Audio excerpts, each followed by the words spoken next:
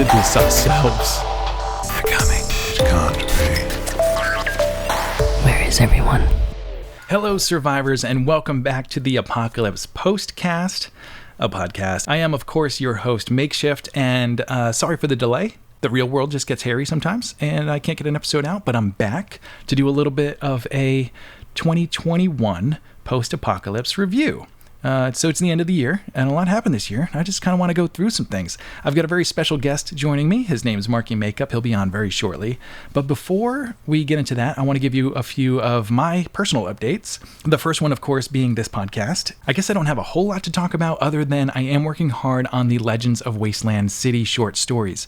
We have some stories from Schofield's Drifters and Rabbit Asylum, as well as some of my own original writing about the Dukes of the Nuke that are all in the works right now. I have actually sent a couple scripts out to voiceover artists. I am 6 chapters into the Dukes of the Nuke story, which is going to be a 7-chapter story, and I am getting super excited about it. I think it's going to be really cool. And the reason it's taking so long is because I want it to be great. I don't want it to be okay. I want them to be great. So we're going to take our time and make sure that everything sounds amazing. So just get excited about it, but know that it's coming up. And I think late January is going to be when the first one comes out. So I cannot wait to share it with you. It's going to be great. Another update is with the Apocalypse Outpost. That's the store, which has all of my merch in it. There's a few new items I need to tell you about that I haven't on the show. If you've been following along on Facebook, you know that there is a Wasteland Weekend 2021 map poster available, and this thing is really cool. I've actually seen some people post it up on their wall. It looks absolutely beautiful. It's huge. It's 27 by 39 inches, an absolute ginormous thing, but I made it that big just so that you can walk up to it and see all the detail. There is so much detail in this map. You can go in and see individual camps, a bunch of Wasteland rides, although to be honest, I took a lot of the shots while the Wasteland car show was happening and just didn't capture them all. So a few people were like, "Where's my car?" I was like, it's probably outside the confines of the map right now. So I apologize for that. I'm going to work it out for the next version of this map, probably in 2022. But for now, if you guys want an amazing keepsake of Wasteland Weekend, the event, definitely check it out. It is really cool. It's selling for $20 plus shipping. Yeah, it's one of the coolest things I've ever made for Wasteland. So definitely come pick one up.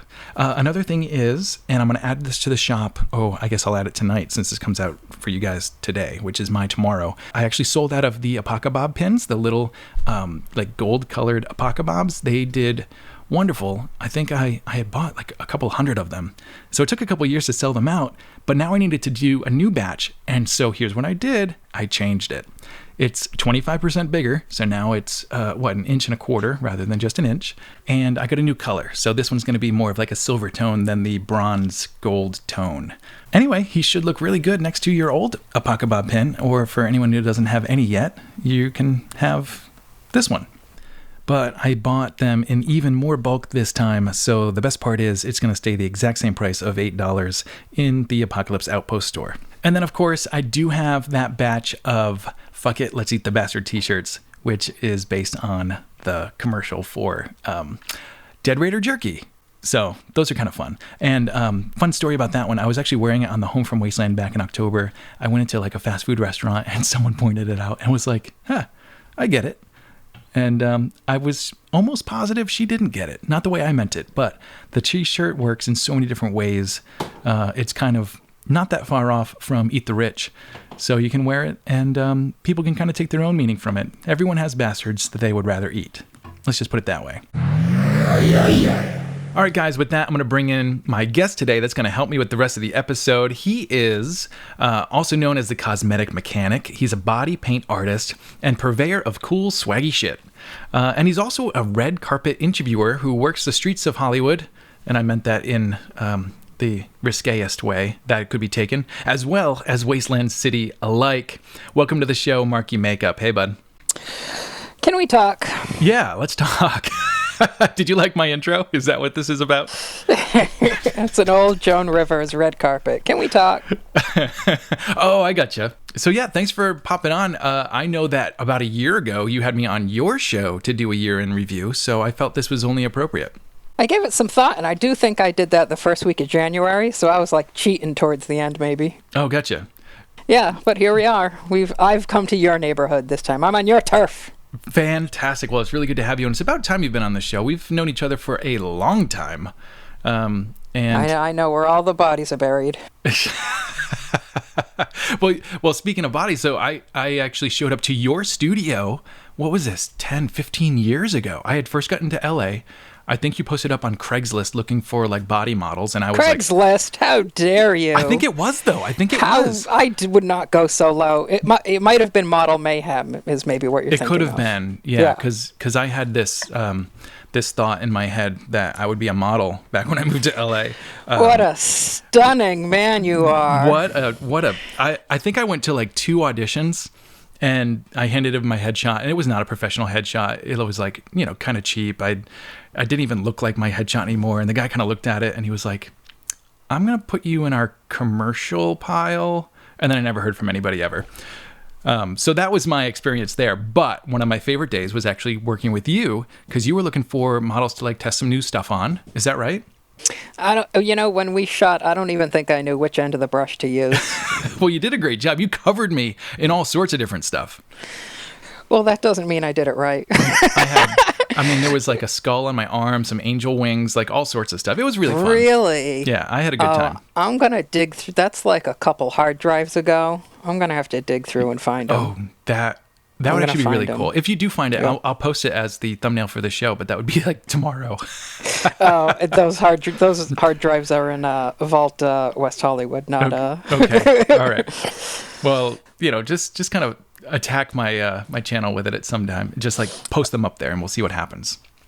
Word. Anyway, what's kind of cool is we lost touch after that for years and years and years, and then you just kind of showed up at Wasteland, which was great. It was really wild because I was like, you're this podcast guy. And I was like, hi, I'm Marky. And I knew you. And then you were like, you're Marky Makeup. I know you. And I was like, whatever. And, I get that a lot from people. They're like, you painted me at a so-and-so. And I'm like, I guess. I don't know. I've painted a million people at this point. But it was very funny when you had said, I've been to your house. And I was like, huh? I was like, wait a minute. I was like, wipe off all the dirt and look normal. Who are you? That's hilarious. But yeah, it had been like 10 years or something, easily. Yeah, easily. I hadn't lived there in a long time. Yeah, pretty wild. Anyway, it was so good to get in touch, and now every year you bring me a custom Marky Makeup map, and we get to hang out a bunch. We actually got to hang out a whole lot this year because you joined the video crew, which was awesome. I did. There was a year off for makeup in the body shop, so I slid my skills into another department, as they say, and you so graciously accepted me as part of your team, which I absolutely loved. I'm just curious about one thing. Who says they slid their skills? Me just now. I took my resume and slid it from one inbox to another. And yeah, you sure that did. Inbox was yours. Well, it takes a lot to join the video crew. You have to have a camera and you have to know where the record button is. That's about the bar, and you nailed it. Well, I had some hot shit red carpet interviews, so they're out there for Fancy Friday. Get ready, people. When they surface. Oh, wait, so they're not out yet? They're in your happy little hands, sir. Oh, I'm supposed to edit those? Shit. Oh, I have no idea. I don't know. I'll edit them if you want. Let's have a fight on the podcast. I like that. Marky and Mike fight over stuff. Yeah, you should put those out. Yeah, I'll put them out. I have lots of great stuff. I have an idea. I have an idea for what job I want next year, by the way, which also is on your team. Oh, okay, yeah. You're in. Done. But yeah, I got to do the highlight reel. Do you know how much footage we have this year? Since every time I tried to do a thing, there was another person there filming with me. You probably have it like twice. You probably have 8 days worth. Never mind. It is so 4 much. or 5. My average amount of footage that I get each year is probably like 30 to 40 hours, which I know sounds like a lot, and it is. But this year, I think it was double that. Like, there were a few guys on the crew that were just shooting non-stop all day long, and I was like, take a break, enjoy yourself. and I don't think they listened. They just kept shooting. Some people like to experience Wasteland as just a spectator that way, and so there you go. Yeah, well, that's how I usually do it. For years, I tabbed in the most footage because that's just what I do. I would have like one camera shooting all day, another camera shooting all night, just because the systems, blah blah blah, camera nerd stuff. And so I'd have those two cameras plus the drone plus I'd be setting up time lapses and stuff. I'd always end up with tons of footage, and having such a good crew this year was awesome because I got to enjoy myself, which was brilliant. And enjoy yourself you did. I've heard the stories. That'll be for another day. That podcast will never be heard. I've heard things. What? Wait, what have you no, heard? No, I'm teasing. I'm just being silly. I was going to say, I didn't get that buck wild. I'm just being a rascal. All right, well, we're going to talk about some of the things that happened in the year 2021, the year of our overlord. And it was interesting because, all right, most productions shut down in 2020 due to COVID, but channels like Netflix had a whole lot of stuff in their pocket, so they've been dropping new projects nonstop. I don't think they ever even slowed down, just because they had so much stuff already ready to go. So even though a lot of theatrical releases didn't happen, there was a steady stream of fun projects for us to stay entertained with, and boy did it come in handy, because with us being stuck at home for quarantine in 2020, and then for this mixed kind of weird quarantine for 2021, it was just really nice to have plenty of stuff to entertain us at home. So we're going to go over some of that and some of the stuff that came out in 2021 specifically. But first, Marky, I know you had a couple news points you wanted to talk about. Oh boy, there are some involved people with the Mad Max world and kind of our post-apocalypse genre. Some of those little headlines. Tom Hardy, of course, came back as Venom. Awesome. Again, Venom, what was it? Venom versus Carnage, or Carnage Rising, or some shenanigans. I don't even know. I've not seen these yet. Are they any good? It's interesting because some people know Venom as one thing, but I think the Venom writers and the makers of this were kind of chasing the Deadpool vibe of a saucy, sarcastic sidekick, which would be Venom. Oh, funny. To Tom Hardy's more modest, straightforward kind of weirdo guy. So they kind of play off each other in this comic book buddy comedy with violence. Okay. Yeah, so it's something to watch. It's Does it interesting. stand up on its own, or is it just like a ripoff that we can overlook? Oh, it's definitely not a ripoff of anything. It's definitely the Venom and Carnage stories. Okay. They're a little wacky sometimes, but, comic book stuff. Punch, kick, yay. Awesome. So obviously Tom Hardy is not, at least he's not yet listed in the new Mad Max Furiosa, but we know a little bit about the cast, don't we? Anna Taylor-Joy, very, very busy. And I'm sure Tom Hardy's done a million things, too, he just keeps working. But Anna Taylor-Joy, who was in Queen's Gambit in 2020, I don't know if anybody recognized her with that lovely red hair, but this year she was in a fantastic movie called Last Night in Soho, with a great swinging 60s soundtrack set in present-day London. She's a fashion designer during the day, but at night, she goes places in her dreams, perhaps back in time. Tune in to find out, because boy, it's a good one if you like period costumes and a little bit of ghosty, paranormally, horror-y things going on. That one's for you. If you want to see Furiosa before she's Furiosa, Anna Taylor-Joy in Last Night in Soho came out this year. I haven't seen also that. On her resume, of course, Queen's Gambit, and if you haven't seen The Witch by Robert Eggers, The Witch is out there too. Yeah, that's a little Puritan. From really probably where I am right now, just outside of Salem. Yeah, The Witch was really good. It was very dry. It was a slow burn, but I enjoyed the heck out of it. It was a creeper. If you don't like goats, don't see it. It's scary goats. Yeah. Now for Mad Max, I think they're still subtitling this not the Wasteland. The Wasteland is coming out after Furiosa, I think. Yeah, I don't know if they know, to be honest. There's so much juggling, but I think this one it's Furiosa, period. And then is it Mad Max the Wasteland? Yeah, well, I think that's what they're calling it, is Mad Max the Wasteland. But who knows? By the time they do it, they'll change it. Yeah, and I believe Chris Hemsworth is still involved, but I think Yahya Abdul-Mateen may have dropped and been replaced. I don't know. There's been some weird stuff going on with the cast. We'll see. I want to see Chris Hemsworth as, Daddy of Martin Joe. That would be pretty cool. Yeah, I think maybe Tom Burke took Mateen's spot, but I'm not sure. But yeah, I think they may already be working on this film, possibly in Australia. Furiosa, I think, is happening now, as we speak. And of course, like most George Miller projects, we're getting 0 set pictures. Like they have it on lockdown. There might be some stuff out there. I'm not sure. But because what paparazzi wants to go to the middle of nowhere and hope you find the set in the desert, right? Right. Yeah, that's a good point. Picture that. Right.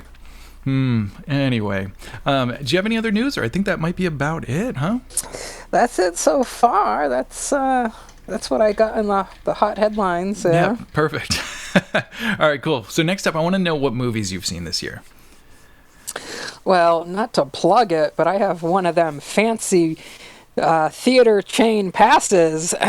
So. Oh, really? I pay $20 and I can see 3 movies a week through AMC.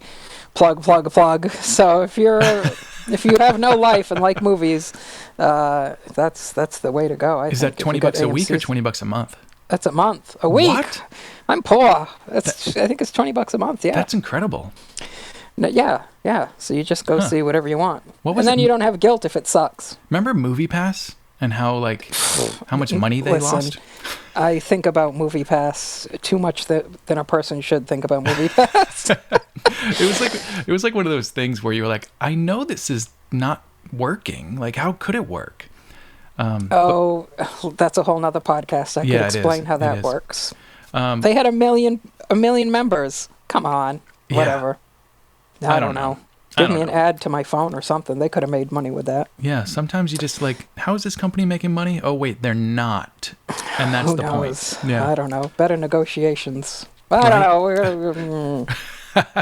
Anyway, one of the series that started this year, I say series because first they dropped Army of the Dead, which is this weird, like, not spin-off, not sequel, but just it's an of the dead, like Dawn of the Dead and Day of the Dead and Night of the Dead. It's kind of a continuance of that property, but it's kind of its own thing. Of course, there's zombies, and there's a full review of this that me and Swede did earlier in the year that you can check out on the podcast. Just look in our back episodes. But a couple months ago, I forget which one, Army of Thieves dropped, and it is a prequel, and it's not really a post-apocalypse film, but there is the beginnings of the apocalypse that lead to Army of the Dead that happen within Army of Thieves. Does that all make sense? I'm scared already. Yeah. Well, they drop these hits, like, the news of the outbreak will be on in the TV in the background, and no one's really paying attention to it, but it's all the stuff that leads into Army of the Dead. So, if you heard the episode, you know that Swede and I, while we enjoyed the candy colors of Army of the Dead, did not find it to be a very well planned movie. Had a lot of plot holes. Obviously, the cinematography was brilliant. The characters were a lot of fun, but the story was just kind of, I don't know. It just too many plot holes, too much weird. It may all come together. It does feel like there's a bigger plan involved here. Because even already Army of Thieves started to fill in some of the holes from Army of the Dead. So as the project continues, maybe we'll see it just get better and better. Well, the fact that you wanted a plot in a zombie movie is your fault. What do you mean? No. There are zombies, shoot them, the end. Just eat your popcorn and sit there, would you? No, because here's the thing. I am a filmmaker. And I am a storyteller. And all I'm saying is it's easy to make a crappy movie. That is not difficult. And it is not... I don't even know how to explain this. Like, there's a lot of bad movies. We don't need more bad movies. What we need is good movies that take an original take on something we've seen a million times, but do it so different that you can't wait to watch it again and see what's next. You know what I mean? No one will invest in that. That is too risky. Oh, man. We need old stuff that already worked. Yep, I suppose so. But the next project you had kind of had an original take. What's the movie that you saw? Oh boy, Chaos Walking. This combined of a multitude of fandom genres and cinematic universes. This takes Tom Holland from Spider-Man, I think? Spider-Man, yeah, it's just Spider-Man. Yeah. He is Spider-Man. I'm kidding, I'm being silly. He's one of the better Spider-Mans. Daisy Ridley from The War of Stars, from Star Wars. And Mads Mikkelsen. This one was a weird space dystopia.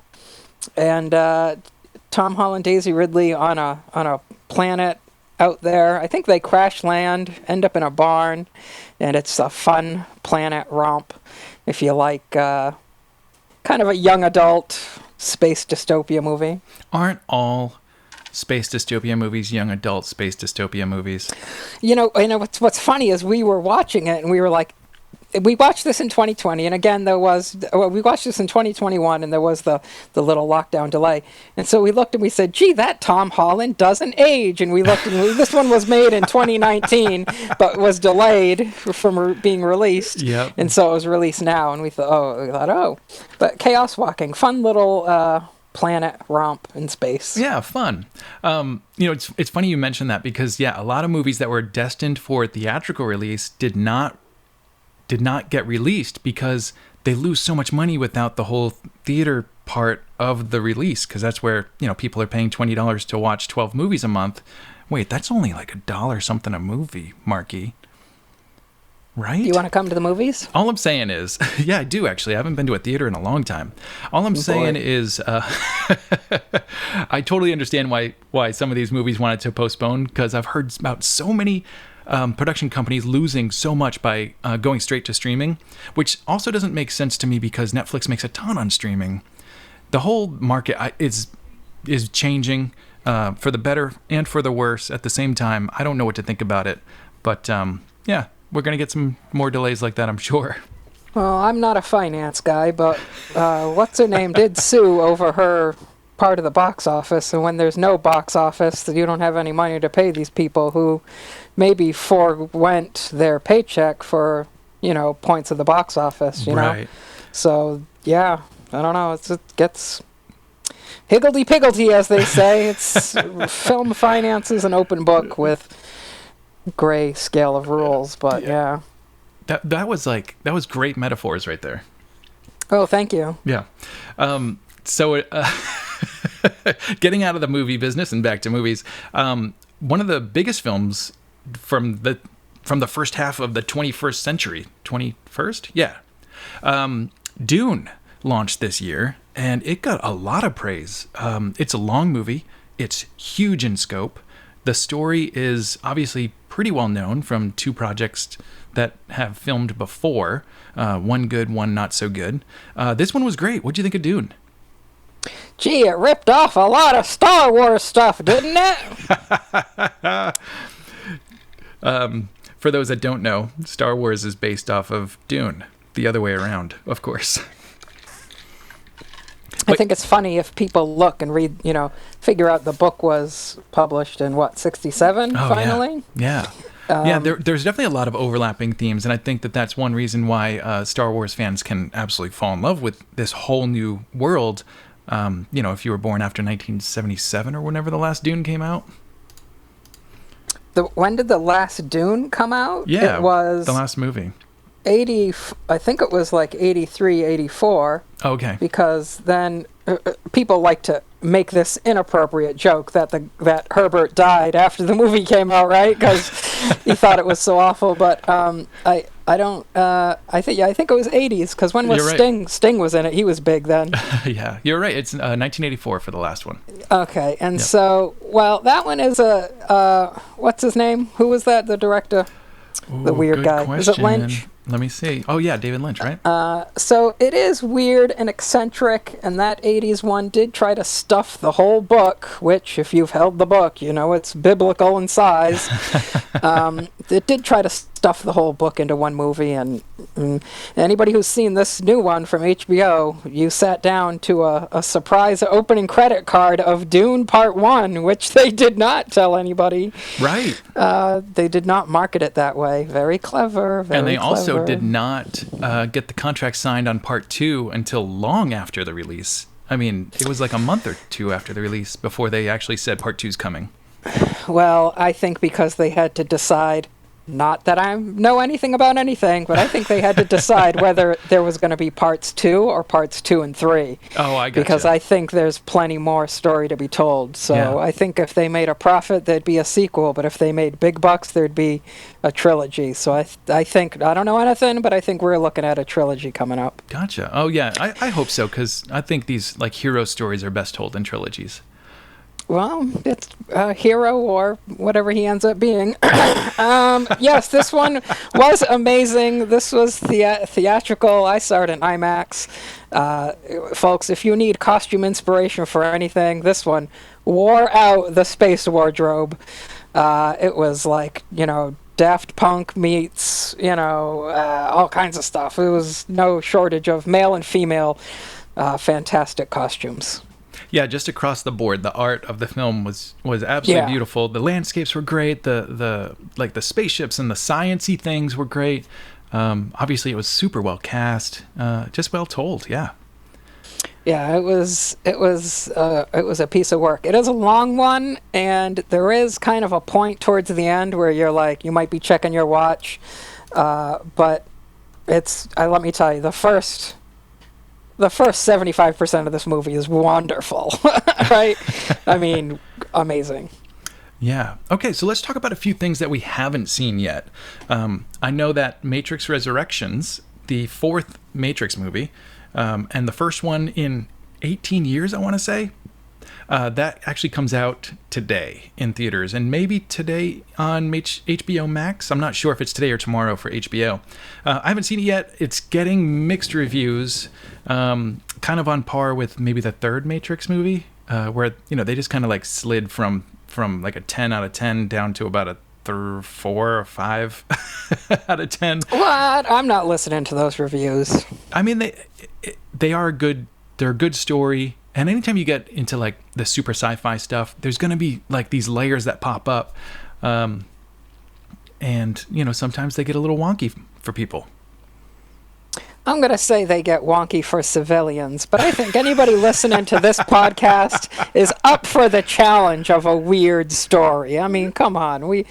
Nobody here wants to see something normal. We want to see weird stuff. Give me weird stuff. Yeah. And, Matrix Resurrections, like the name implies, Neo dies in the end of Matrix 3, Part 3, which, spoilers, guys, it's been 2 decades here. Come on. So you can imagine with the name like Resurrections and the fact that Keanu Reeves is starring in it, he might be back alive, which is pretty great. And to see Keanu Reeves reprise this role is going to be pretty darn cool, especially after he's done so well with some of his other properties recently, like, what am I looking for here? The video game? I hope not. John Wick. The John Wick series. Yeah, because John Wick kind of like changed shooters, I guess, in a weird way.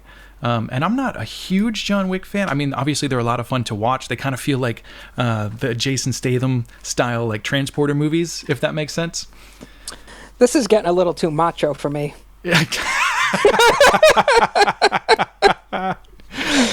All right, fair enough. No, but go ahead. Macho people are listening. Okay, yeah, that's true. There's a few of them out there. But yeah, now that Reeves has done like John Wick and a couple other of these very action-packed movies, a couple of the reviews I saw said that Resurrections is not like keeping up with the world changing around that story, if that makes sense. Tell me it makes sense. It doesn't make sense. Yes, it makes sense. Thanks. I hope Matrix is a testosterone-fueled, fast and furious adventure. No, I really hope it's Alice in Wonderland down the cyber rabbit hole. I hope it's confusing AF, and I hope there's a lot of using the Force, and I hope there's green stuff and bullet casings raining down. You just want more of the same, right? Because that's what a sequel is supposed to be. Of course I do. I want yes.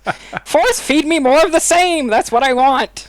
No kidding. And do you remember which Matrix was it where they used that highway in LA, except it just had like 20-foot walls on either side, and they only made a mile of it or so, and they just kept reusing the same thing, the same bit of highway, just over and over? It was probably the second one where they had the ghost twins. Yeah, that's the one. That chase lasted a long time. It did, and it was just 1 mile over and over and over again that they used it's to pretty shoot funny. it. Yeah, pretty cool. Hey, they did, let's face it, nothing can be said. They revolutionized filmmaking, right? With bullet time. Yes. I mean, a slow motion action shot, we can blame the Matrix for, so.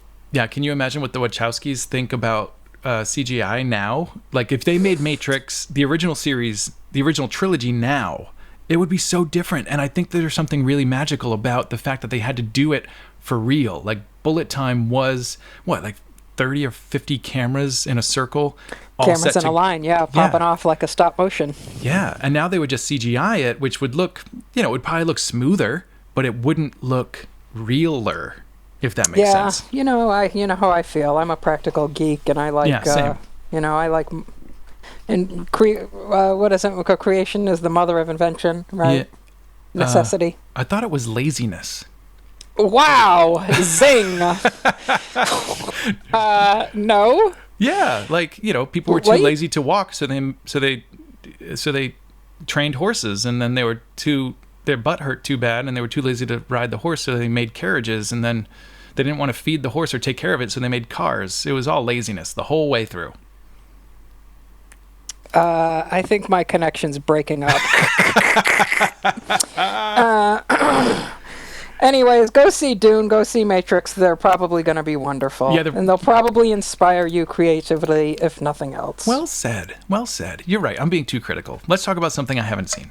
You big bully snob filmmaker. I've made nothing on par with any of these films. Get off your high horse. Yeah, exactly. If they say if you can't do it, just critique it. That's the rule. Oh, jeez. Yep. Another movie I haven't seen yet, A Quiet Place 2. Have you seen it? I saw the first one, right? And the first one is where someone drowns in corn. Absolutely terrifying. But that was the scariest part. These are kind of like silent monster movies. Yeah. I haven't seen the second one, but the first one was Yeah. Well, it was interesting because they kind of revolted against the streaming platforms with A Quiet Place 2 and said you had to, what was it? Rent the streaming of it for full price, basically. And so the fact that I don't think it's even still on a streaming platform that is subscription based. So I just haven't seen it yet. Not because I don't want to, put money into the system. It's just there's so much other stuff out there you can always watch that's part of, Netflix or HBO Max or whatever that I'm already paying for, if that makes sense. Yeah, I mean, there's a lot of competition for the dollar out there. There sure is. But I did hear that it's really good. So I'm hoping to see it soon. And then The Stand, which is a Stephen King novel inspired. I think it's a movie, not a series, but that just launched this week. It does not have a good review, unfortunately, but I'm going to catch up with that at some point too. I am just now learning about that as we sit here on this podcast. I did not know. Good for Stephen King, who I think is a Massachusetts native, isn't he? I think he is. Remember they talk about, we're going to do some towny shit. They would talk about the curse of Babe Ruth, and then they'd zoom in on Stephen King sitting there at the Red Sox game. I love it. It'd say, what's this guy doing here? Dun, dun, dun. Stephen King, Red Sox fan, Marky, Boston. I got to fix it. A townie. He is not from Massachusetts. He's actually from Bangor, Maine. He's from Maine. Yeah, he lived in Boston for a long time. They'd always show him at the Red Sox games. Yeah. Well, he's a big New England guy. Sitting there being scary. Yep. And I got to take it back. A Quiet Place is actually available on Paramount Plus along with The Stand. So if you want to watch either of those, just sign up for another streaming platform for $15 a month or whatever. Oh, ask a friend and borrow a password. Come on. I know, exactly. It only took them, 15, 20 years to get us to pay for all these platforms again that we gave up back around 2000 for streaming originally. But I get it. I understand. And the coolest thing is, here's my trick. What's your trick? You guys can use this if you want. Oh, boy. Everybody get a pencil. Yeah. Get ready. MakeShift's about to drop some knowledge. What I'll do is I'll just turn like Disney Plus on for a month, catch up on all the new stuff, and then turn it back off. You're totally allowed to do that. And it's not like you're cheating the system. You're just allowed to. So I'll kind of rotate. I'll go, I'll get Disney Plus for a month, and then I'll get HBO the next month. Maybe, January or February, I'll get Paramount Plus and catch up on these titles that I haven't seen yet. Finally, listening to this podcast has paid off. Yeah, I just saved everyone like $30. Hey survivors, show your loyalty to the Dukes of the Nuke with an all-original Dukes propaganda poster. We're your friendly neighborhood arms dealer, delivering air to surface with a smile, where the customer is always alright and every weapon is guaranteed to work at least once. Also celebrate our new war chief, Hotshot, with a poster with her ugly mug on it, confirmed to make babies cry and flowers wilt. It'll let every Outlander know where your allegiances lie. Shop now at theapocalypsepost.square.site.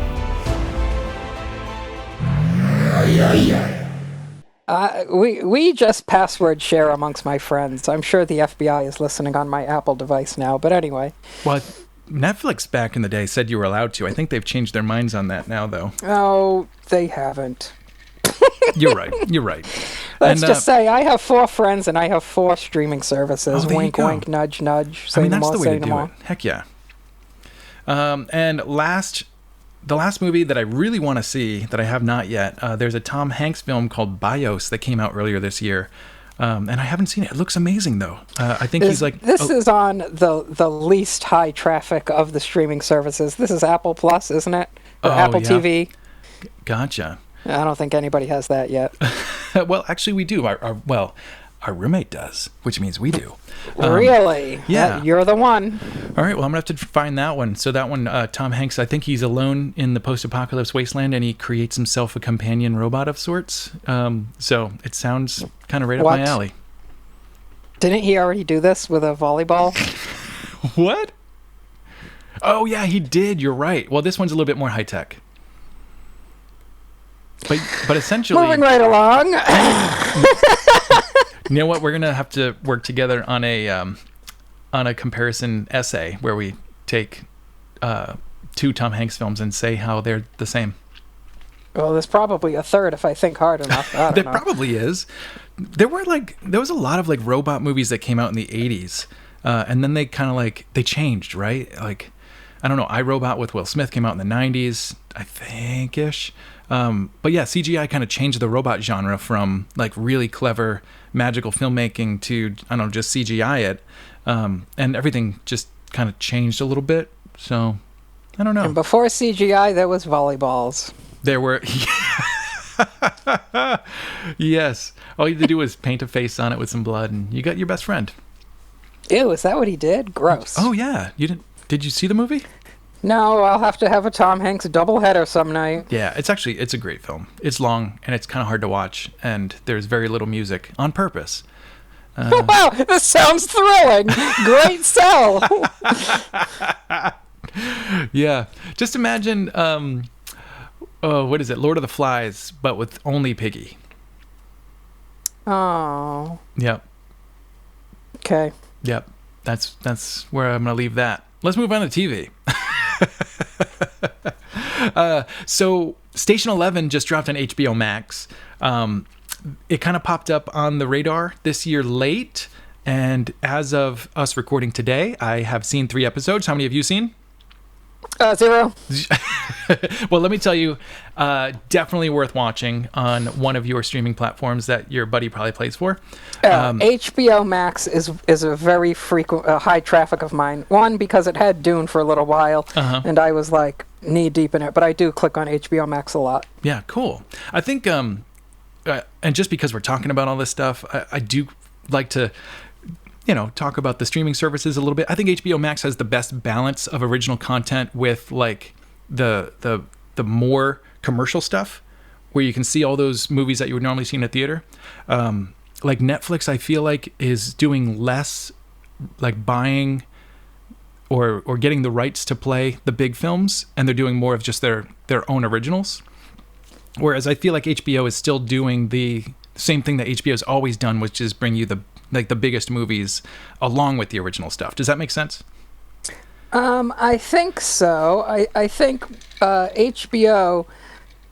When I say HBO, and for people out there who just think HBO is a channel, HBO has their hands on the Warner Brothers catalog.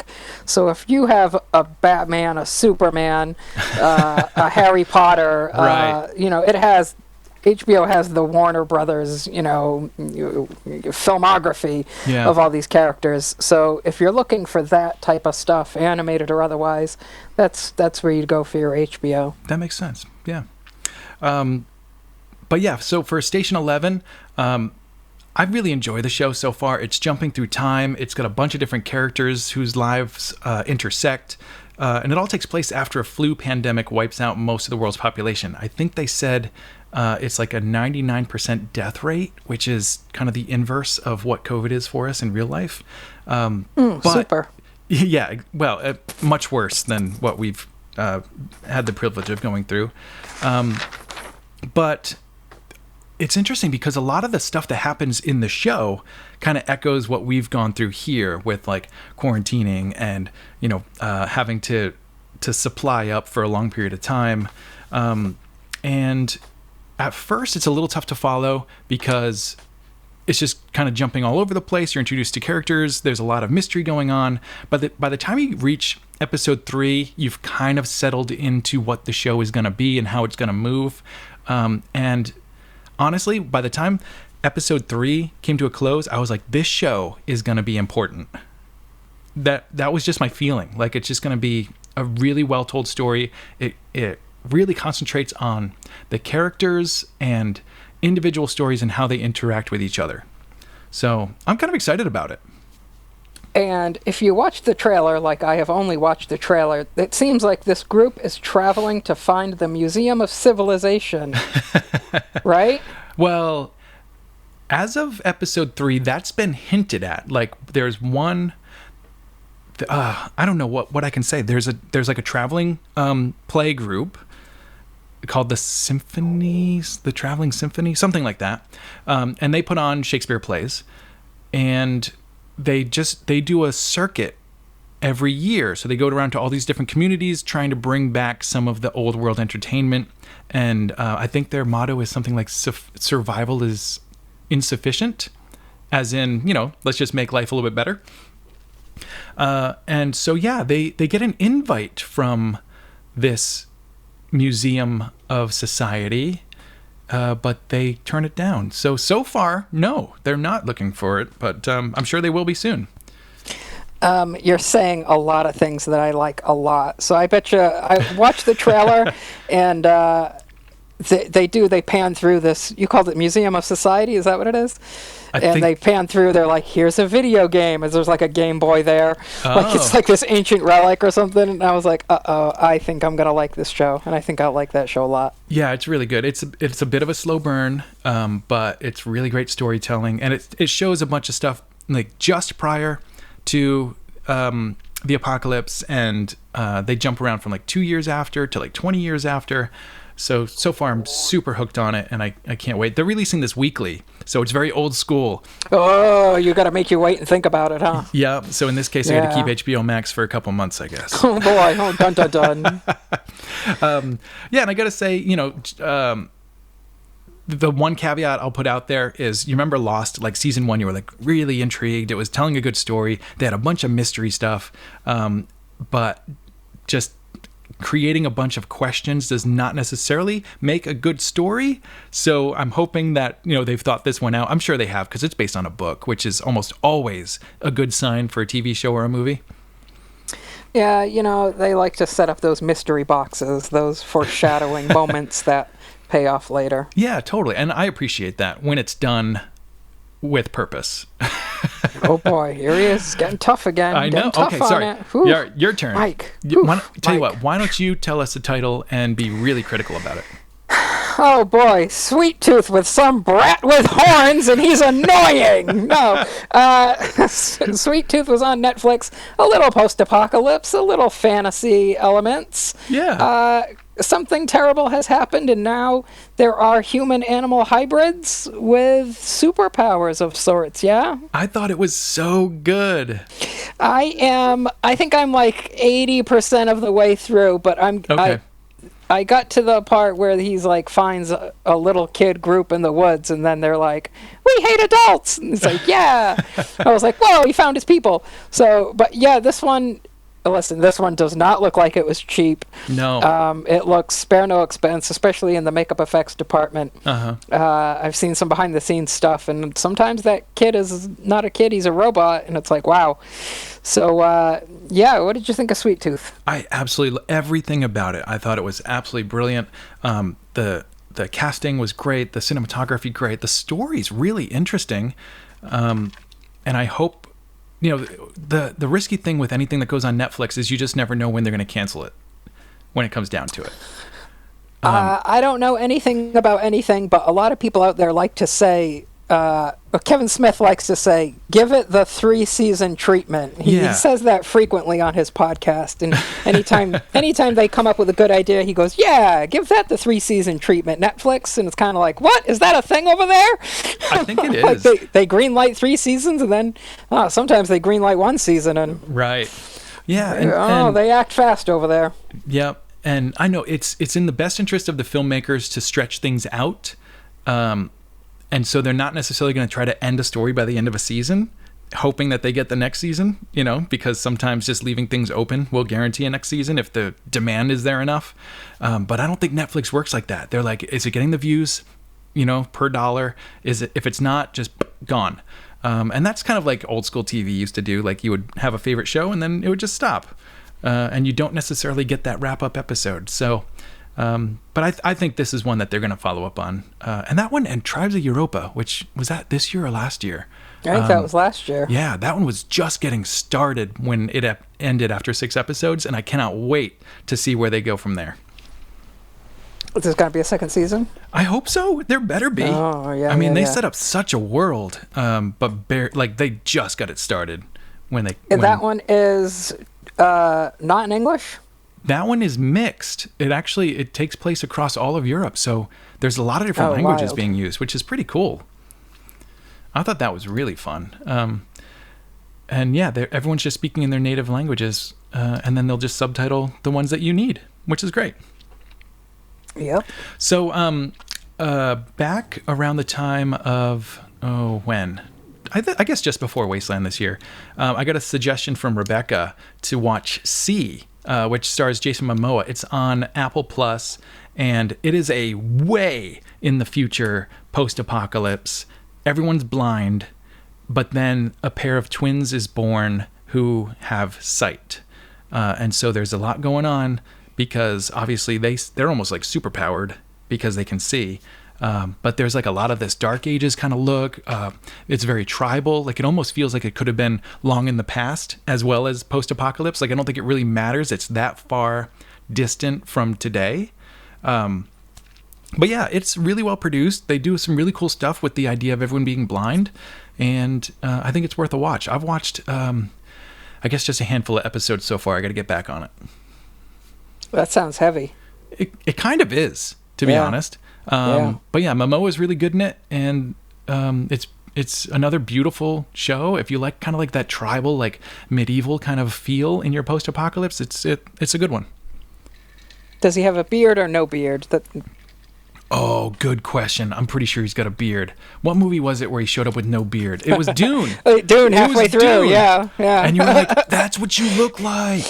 Halfway through, I was looking and I was going, why are they talking to him? I was like, oh shit, that's Duncan, Idaho. Go pay attention, Marky. He's shaved his beard. That's hilarious. I can't believe, I'm glad that he shaved it for such a big project, but it was really funny. Like, was it even necessary? I don't know. Maybe he just got itchy that week, I could go into the deeper meaning behind that, but that's maybe for is that our Dune spoilers? episode. No, it's not a spoiler. It's that he was they mention it. They said you've gone tribal. He was so entrenched. There's a lot in the Dune thing about shedding your previous being and becoming a member of the Fremen, being native to the world. So they say, oh, you've gone native. So maybe he was shaving as if to perhaps acknowledge he is a proper Iraqi and not a member of the Fremen. Gotcha. Okay, that makes sense. All right, and another project that has showed up this year, Neil Blomkamp. I can't do a South African accent or a try, but he put out a new project. Can you tell us about it? I can't, but I pretend I will. So shorts. So if you don't have the attention span, or if you just want something quick, anthology series, right? Oat Studios on Netflix. Have you seen any of them?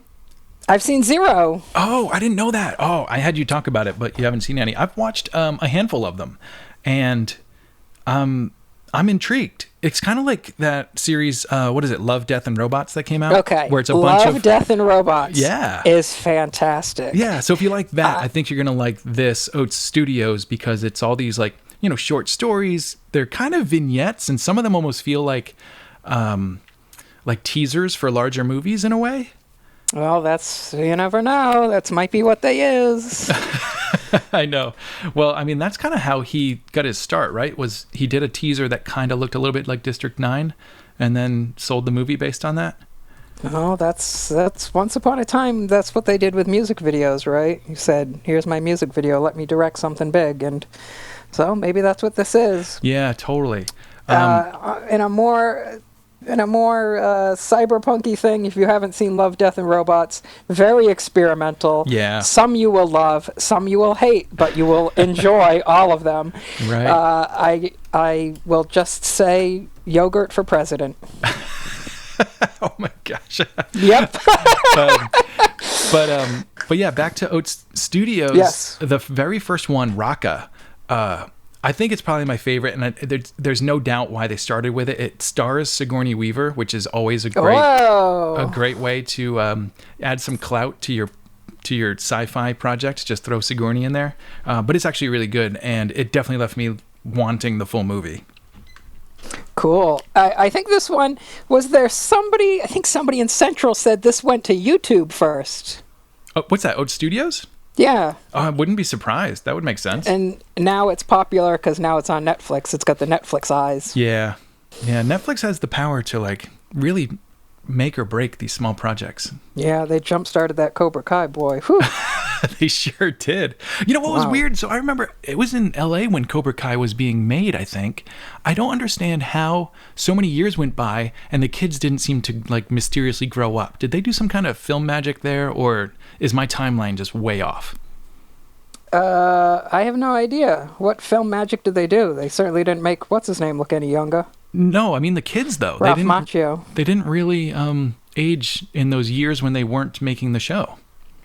Oh, I don't know. They're kids. I could just be making this up, but I thought the first 2 seasons were made for what, like YouTube Red or something? Yeah, whatever that YouTube exclusive TV was, or YouTube TV or whatever. Yeah. And then it was a couple years before Netflix picked it up, and then they made the 2 new seasons. And I don't know, there just wasn't really a jump in age with the kids. I could be making that up. I don't 15 to 21, you don't age that much. Well, I guess if you cast your kids right, they're already 18 to look younger, right? So maybe they're just stuck there anyway. They're frozen. Yeah. They sleep in Tupperware. That's a good point. Yeah, they're just small adults. Anyway, next up, Daybreak. It's on Netflix. This is kind of a neat, I'll call it like a cotton candy post-apocalypse. It's definitely made for a younger audience. They definitely have fun with it. There's a lot of comedy built in. They rip off a bunch of, like, Ferris Bueller's Day Off in it. And Ferris Bueller is in the movie, actually. I don't know when this one came out. When did you see this one? It came out this year, and yeah, Matthew Broderick has a guest star in it, and I have seen this entire thing. I don't want to say a friend, but I have an acquaintance who is in it. Fun. He is in it. He's in the first episode, and no spoilers here as to how long he's in the show. But this is a fantastic one. Yes, if you like your post-apocalypse young adult, a little, I don't know, not 90210-y, but high school-y. It is a little bit. Kind of high school drama. Where's my girlfriend? Oh my God, I'm in love. But like, hello, there's more important things. But there's shoulder pads, and they hide in a mall, and it's that kind of a vibe. Yeah, it's definitely riffing on like every other post-apocalypse movie ever, including Mad Max, and maybe some zombie genre stuff. But yeah, there's a tribe of jocks that all have the shoulder pads, right? Exactly. And then there are different tribes that are high school archetypes, kind of. It's funny. It's cute and lighthearted, but silly and gory. Yeah, it's perfect for Netflix because it's that show that you can put on in the background. You don't really need to pay attention to it, and it's got some nice candy-coated apocalypse for you. I tell you, if you liked, I'll plug this anytime I can. If you liked Turbo Kid, you'll probably enjoy this one as well. Oh, I don't know. I think Turbo Kid it was much better. Well, but same audience. Turbo Kid's gorier and crazier. Yeah. But. Yeah, and the fact that Turbo Kid's a movie, like I think movies are always going to just feel better than a TV show. Oh my gosh! Yeah. Here comes filmmaker Mike. Is that? Well, it's because it's condensed down, right? Like you have to fit it all in, whereas a TV show it can be a little bit more stretched out in a way. Interesting. Yeah. Anyway, give Daybreak a shot. It's cute. There is a character that speaks only in sign language, right? I think that's right. Yeah. Yeah. Which is always fun. Yeah. Yeah, something different. I wonder if so when you have a character that's doing sign language in a movie like this or in a show like this, do you think they ever like put in Easter eggs for people that understand sign language? 100% of the time, absolutely. Really? Yep. Are you basing that on reality, or are you just making shit up? I'm basing that on. Listen, if there's a chance to put in a Easter egg to your tribe, you will. Yeah, that's a good point.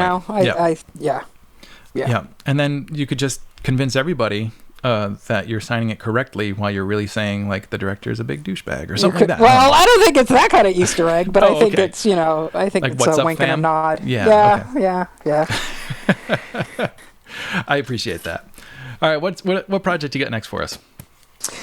Boy, we could almost make a drinking game out of it. You mentioned Lord of the Flies already. The Voyagers, which came out briefly in theaters for a hiccup, is a little Lord of the Flies in space. Oh, it fun. Is Ty Sheridan and Lily Rose Depp, who is Johnny Depp's daughter. You may have seen her in a horrible Kevin Smith movie called Yoga Hosers. I haven't Maybe seen you that. did. Maybe. Well, it's okay. You don't have to put it on your list. But oh wow. It's unless you want a wacky romp. But Voyagers, Ty Sheridan from Ready Player One, Lily Rose Depp, they are kids in space, and I do believe the one adult in charge of them doesn't make it, so it becomes kids floating in space, set to govern themselves, and hilarity ensues. No, it goes upside down, inside out, and they find out some things about their mission that they didn't know. Oh, okay, wow. So it is a little Lord of the Flies in space, but it is fun if you like some young adult space dystopia. You can check that one out. Fantastic. I haven't seen that, and I haven't heard much about it, so I'm really happy you just did that one. It was in theaters for a hot minute, and the trailers made it look like this, oh my gosh, awesome rock and roll, and then you kind of got a little something else, and you're like, wow, this didn't feel like the trailer, but it was still good. That's hilarious. I hate when they do that. That's usually a sign of a weaker movie, but yeah, I get why they do it. They want people to watch the show. No, yeah. Yeah. So that one's available on multiple platforms. I couldn't find out exactly where, but it's listed like kind of all over the place. Yeah, I think they want you to see it. Yeah. All right, my next one is Cowboy Bebop on Netflix.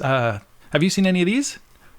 So I didn't see Cowboy Bebop. I thought Well, yeah, if we talk about canceling things, I thought I would have a chance to maybe see some of the anime first and then do a deep dive and a comparison to the live action thing. But this one has R.I.P. this one, huh? Yeah, how unfortunate.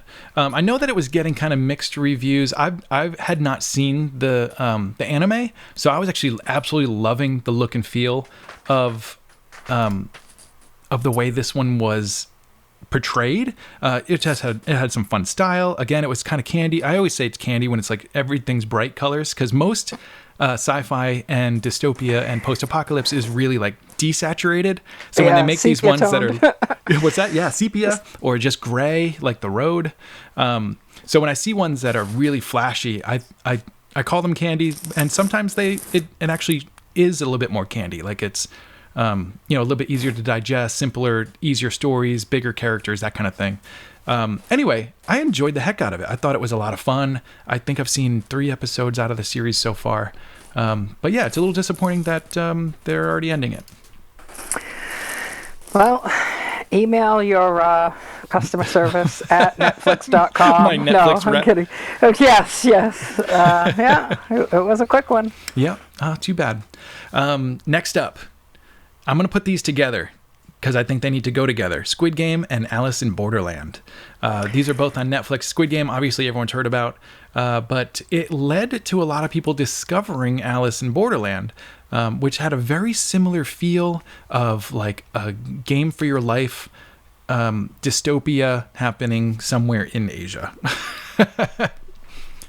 Did you get to check out either of these? Oh boy. Sometimes when things are super popular, I tend to shy away from them. I do the for same some thing. reason. I do the same thing. Yeah, no, I did not see either of these yet, but I have to. Yeah, they're both absolutely worth the watch. And if you happen to be from either of the countries that they come from, you'll see some kind of like societal critiques going on there, because they're both based on, the way people feel about money and work and pride and honor. We have similar stories here in America about like, you got to work hard, pay off your debts and blah, blah, blah. And these kind of riff on what's going on to our Eastern friends, which is kind of fun. They're both really fun, really well made, and it's interesting because you'll see a completely different movie if you watch the subtitles versus the dubs, which is kind of nuts. I did hear about that. Yeah, I did hear some confusion. Yeah, that's something that comes out quite a bit with Netflix overdubs, because Netflix's rule is the dub has to match the mouth movement. You don't have to be a perfect like lip sync, but while a character is talking, that's where they want the dubs to be talking. And so sometimes, because of the way different languages phrase different sentences, you'll have a character that stops, and so they'll actually rewrite the line to fit. It's really weird, and you can kind of look into it. I think there's some YouTube videos on it. But yeah, I guess the best way to go is to do it with subtitles. But, when you're feeling a little bit lazy or you have it on in the background and you got to do the dubs, you're just going to watch a slightly different story. Yeah, maybe Marky will have to dub it for his brain. There you go. Any other TV shows that you want to talk about? I don't think so. I think we're good. Yeah. I mean, there was a lot. They kept us busy this year, which is... There was a lot of, some more subtle post-apocalypse and dystopian things. Right. Yeah, well, I remember it was a couple years ago that Netflix was like, they were doubling down on doing a post-apocalypse project at least every month, and I feel like they've done that and more. Did they? Yeah, I remember that, and I was excited. Yeah. Because back then, we weren't getting enough of it, and now it feels like there's so much. And thanks to thanks to our government upheavals and global pandemic and, the rise of AI superpower computers, and just general people either being bored or upset at everything, we have way more of these dystopian and post-apocalypse stories coming out now because they always reflect the times that they're written in, Oof, so I think we're just gonna keep getting more and more, which is good for us. Hooray us. And then at some point everyone will get tired and and life will get back to some semblance, or a new normal, I should say, and then we'll have another dearth of post-apocalypse stories for a little while. Did I use dearth right? A dearth? Does dearth sound like a lot, or does it sound like not enough? No, dearth is like not enough, I don't think. Okay, then I'm going to go with that. Dearth. Boy, somebody's Googling it as they listen to this. I'm going to do it right now just to make sure. D-I-R-T-H. Dearth. Did I even spell it right? Music. No, D-E-A-R-T-H. Scarcity. That makes dear specifically? What? Famine, an inadequate supply, a lack, a dearth of evidence. Yep. All right. So I used it right. I just didn't know how to spell it. All right. So yeah, that's going to end our TV discussion. I want to go over some podcasts that I've been listening to. Do you listen to podcasts? Do you? Can we? Can? What do you want, a break? You want to take a break? He does. He would like to urinate. Okay. So guys, we're going to come right back and talk about some podcasts, some post-apocalypse games. We're going to talk about Wasteland Weekend and other post-apocalypse festivals, amongst some other things. So stick around. We'll be right back after this short break. Hey survivors, MakeShift here to remind you that the Apocalypse Post is brought to you in no small way by our Patreon supporters. Join the ranks for early access and exclusive content with support levels now named for fancy Fallout-ridden factions like the $2 per creation Drifter or the $7 Wastelander. Knowing you've got my back has helped me dedicate more time to this channel, spreading love of the post-apocalypse and less time on stupid real-world stuff. Sign up right now at patreon.com/theapocalypsepost. And now, a quick word from today's guest, Marky Makeup. Do you like pins, patches, and paint? Then visit the Cosmetic Mechanic Etsy store. Bottle cap pins with Fallout themes and various pop culture beverage-inspired designs like Slurm, Duff, and Nuka-Cola. Patches like the Strength Merit Badge patch. And best-selling themed loot crates like Halloween, Wasteland, and coming soon, by popular demand, the Cyberpunk Loot Crate. Not to mention the viral sensation that is the teeth brush that people love or hate, and of course, the hottest new item, the Dune Nose Noodle to preserve your moisture. No visit to Arrakis or California City would be complete without a Dune Nose Noodle. Visit the Cosmetic Mechanic Etsy store, TheCosmech on Etsy.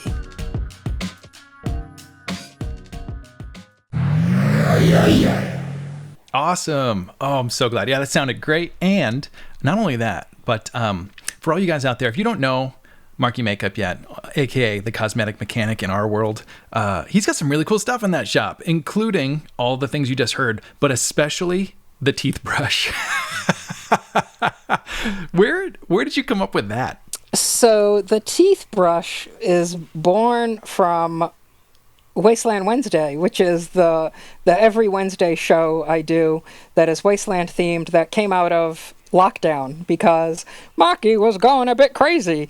So I started to do some live Instagram shows, and I would do a 30-minute craft project, kind of to show that making this Wasteland stuff, sometimes people stress out and they go, oh my gosh, it takes forever. Yeah. But just to show that in 30 minutes what you could do, and one of the projects was a brush without bristles and instead plastic teeth.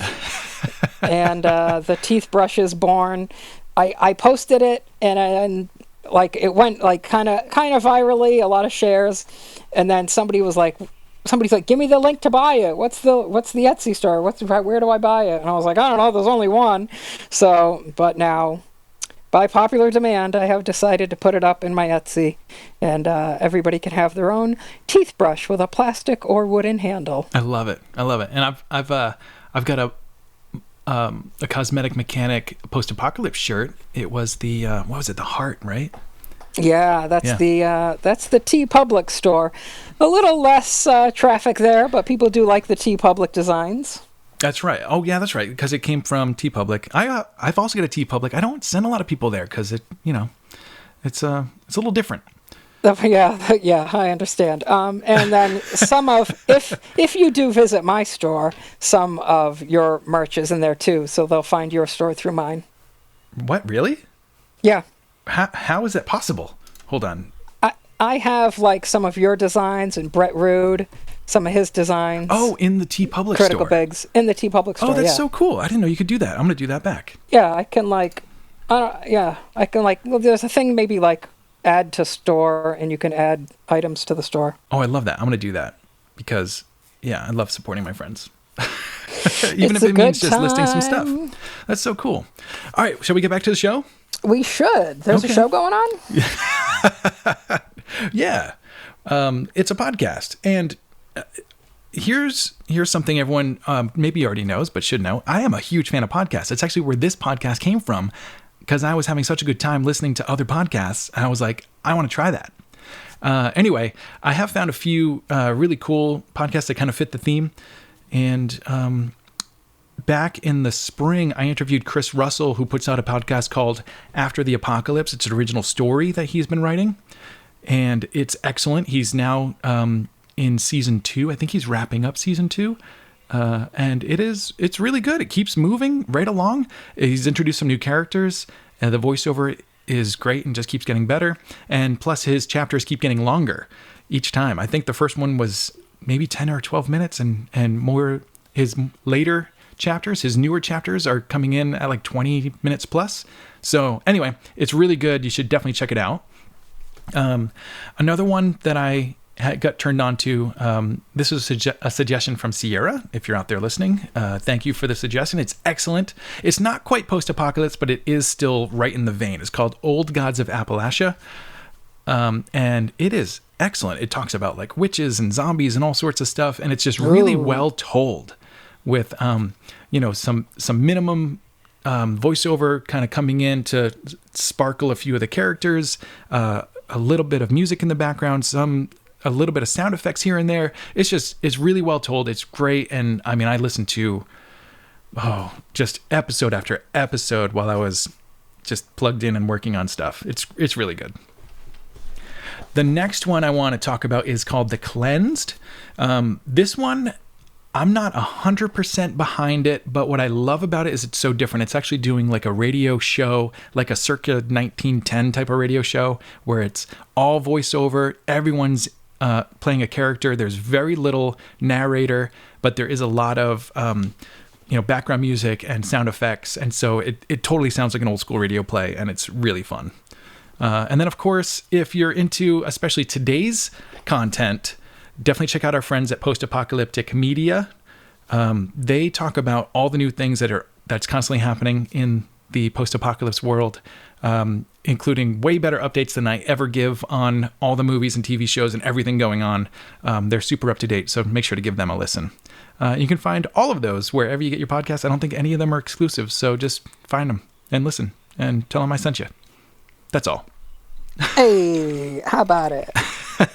Oh, man. Okay, so are you a gamer, Marky? Every so often I do pick up the PlayStation. Do you? Do you have any good post-apocalypse games that came out this year that you've been playing? I don't know that I had anything that came out exactly this year. I feel like I dive so deep into the catalog stuff. I have that PlayStation, whatever it is, subscription thing where you can just download the catalog things. Oh, yeah. So, oh boy. Can I say I played Fallout 4 a record amount of hours? Is that right? Oh, yeah. Nice. Fallout, let me tell you, if you don't have anything, Fallout 4 and the Mad Max game I think both are excellent. They're kind of at the opposite ends of the spectrum, whereas in Fallout you have a million details, whereas Mad Max it's like the close gun, the long gun, the punch, the end, Right. So it depends on how you like your game. Yeah. But I think they're both fantastic. Yeah, I need to get back. I do know that they announced a continuation of Fallout New Vegas. Really? I think they're going to make a New Vegas 2, which, I mean, New Vegas is everybody's favorite Fallout game. So let me see if this is true. I'm actually looking it up right now. Oh, Fallout New Vegas 2 is finally coming. This came out in October. Yeah, that's great. I don't think It's going to be an Obsidian game. I forget who makes the better version of Fallout's, because it goes back and forth between two companies, right? Well, Bethesda made 4, that's for sure. Yeah. And I thought they did great with 4. So, but there was 76 that no one liked. Who made that one? I don't remember. That one was it was just different. It was I don't know. It was different. It wasn't made for the same group. Too different, maybe. Yeah. And there's a lot of copying going on in games. Like I feel like what's the one that all the kids play where you just drop into one big place? TikTok. No. Not social media, the game. You all drop into one, I don't know, Animal Crossing? I don't know. Most popular games. I don't even know what the kids are playing anymore. Fortnite and PlayerUnknown Battlegrounds. Both of those games have and Apex Legends. All of these games, they're all kind of doing the same thing, which is like this tournament style, like drop everyone in. You got to run around, find your guns, find your team, find somewhere to hold, and then the world's collapsing. And that style of game has showed up in like every game. It's crazy. Halo has a version of it. Call of Duty has a version of it. Battlefield has a version of it. And I'm kind of over it. I liked when games were their own games and they weren't trying to be other games. Yeah, me too. But I get it. You know, when something gets really popular, everyone wants a piece of it. So, and the funny thing is, I think Apex Legends and Fortnite were free, right? Pretty sure they were free. And then these other companies are like, well, let's see if we can get people to pay for the same thing that they're already doing for free. And oddly enough, it didn't work. Who knew? Well, zing. Da, da, da. But in post-apocalypse games this year, Wasteland 2 came out, and I got to play a little bit of that. If it's kind of like a role-playing game, it's God view, so you're looking down on the map. It's got a lot of really great voiceover characters, and I think that's part of it. Is like, you know, it's very story-based. And actually, one of my good friends, Jay Preston, is one of the voices in there. And I meant to have him on the show, and now I need to get on that because I want to talk to him about his time doing Wasteland 2, the video game. Sweet. And I reviewed earlier this year. No, last year? I guess it's been a while because it was a video. I reviewed Surviving the Aftermath, and it was on pre-release, like really early beta of the game. And they just finally went to production, and it's excellent. It's just a refresher. It's a world builder, like a crisis management type of game. You start with just one survivor, and you try to get people to join your colony, and you put them to work, like hunting and fishing and building things. It's a lot of fun, and it was really cool to do the pre-release because each time they updated it, it was like playing a new game. So it was got a lot of good time on my $10 spent on that game. I am going to tell you, I loved Surviving the Aftermath. Awesome. I absolutely loved it. The thing that it had, you would build the world, and then you could go to the overworld, which was where you visited kind of other tribes. Uh-huh. It had a very chance encounter with other weirdos who would show up on your doorstep to your village, Yep. which the character design is absolutely outrageous. And you could kind of see, if you were in that pre-group, you could see month to month where, that character didn't work, so now that character's gone. Or I didn't notice that. Some of the things I thought, well, gee, that looks problematic. How is that going to make it? And the next time was like, that person's gone, and I was like, yep. I was like, somebody definitely brought up how not so great that is. That is hilarious. Yeah, there were a few changes along the way. I was like, ooh, I don't like that. And then they weren't there the next time. So they were definitely listening to people along the way. And that's how to do a pre-release. Because so many games now, they'll just release whatever the hell they want at full price and then try to fix it later.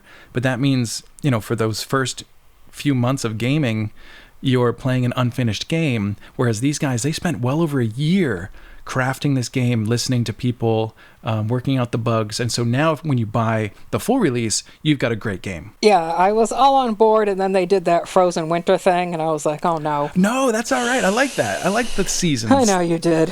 It was too much for me. All you got to do is put a burner near your God, tents Gina. or your buildings. Stress me out. And make sure you have plenty of logs available. God, then you got to cut everything down. Then you have to grow a tree. Yeah. You need your arborist to grow new trees, but they can only grow where it's green, not where it's brown. I'm stressed out.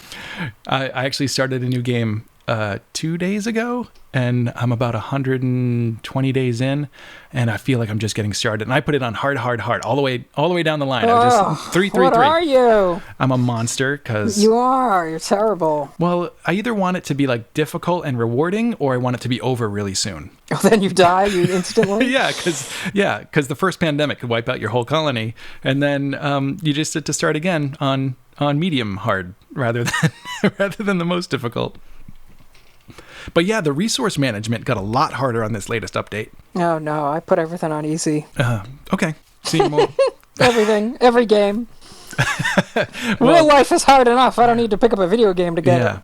You know what I wish? Multiplayer games. So me and the Dukes, actually last night, we're playing Halo Infinity, and I wish I could put that on easy, but we're playing online, and so all the 10-year-olds were just kicking our butts. Well, some tough tribe you turned out to be. I know.